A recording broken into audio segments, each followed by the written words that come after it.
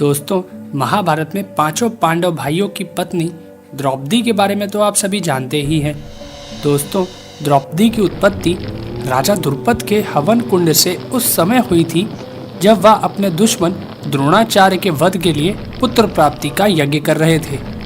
राजा द्रुपद के उस यज्ञ के हवन कुंड की अग्नि से एक पुत्र धृष्टद्युम्न के साथ द्रौपदी भी प्रकट हुई थी।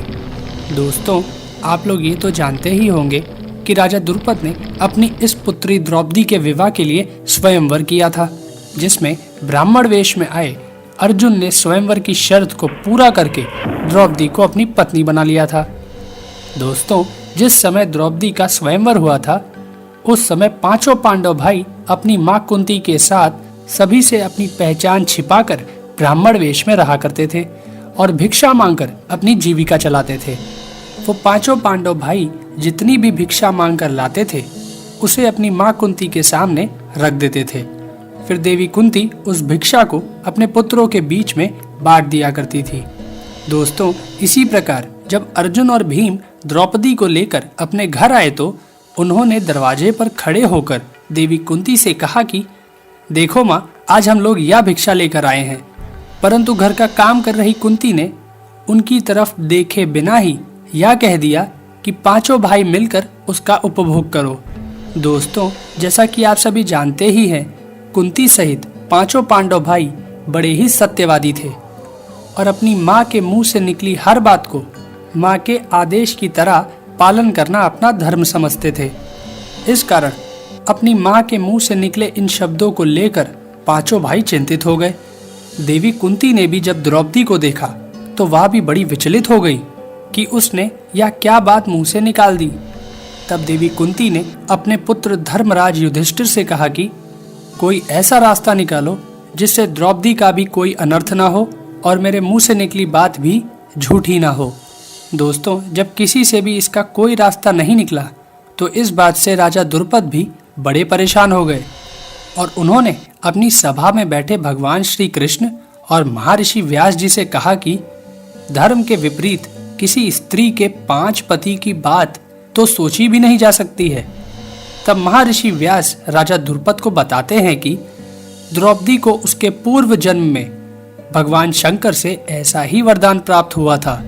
भगवान शिव के उसी वरदान के कारण ही यह समस्या हुई है और भगवान शिव की बात अन्यथा कैसे हो सकती है। महर्षि व्यास के समझाने पर राजा द्रुपद अपनी बेटी द्रौपदी का पांचों पांडवों के साथ विवाह करने को राजी हो गए थे। दोस्तों, इसके बाद सबसे पहले द्रौपदी का विवाह पांडवों के सबसे बड़े भाई युधिष्ठिर के साथ किया गया और उस रात द्रौपदी ने युधिष्ठिर के साथ कक्ष में अपना पत्नी धर्म निभाया। फिर अगले दिन द्रौपदी का विवाह भीम के साथ हुआ और उस रात द्रौपदी ने भीम के साथ अपना पत्नी धर्म निभाया।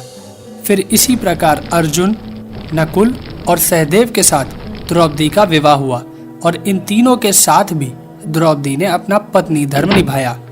दोस्तों, यहाँ सोचने की बात यह है कि एक पति के साथ पत्नी धर्म निभाने के बाद द्रौपदी ने अपने दूसरे पतियों के साथ अपना पत्नी धर्म कैसे निभाया होगा।